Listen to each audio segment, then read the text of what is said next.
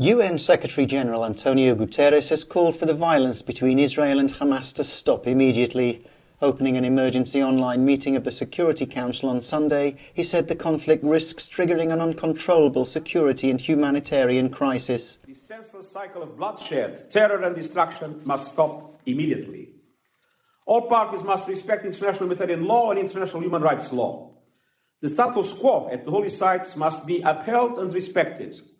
Palestinian Foreign Minister Riyad al-Maliki accused Israel of war crimes over the past week.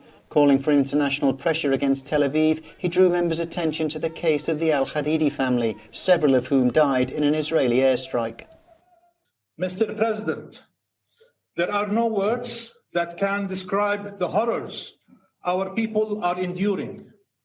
Baby Omar al-Hadidi came to life only 5 months ago and will now have to go through life without his mother and brothers Osama, 6 years old, Abdurrahman, 8, Suhaib, 14, all killed by an Israeli airstrike.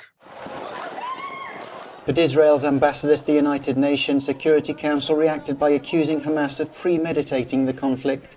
Holding up a photo for the meeting and for the cameras, he too told the story of a victim. This is Nadine Awad, a 16-year-old girl, an Arab citizen of Israel. She was studying biology and chemistry, and she dreamed of changing the world.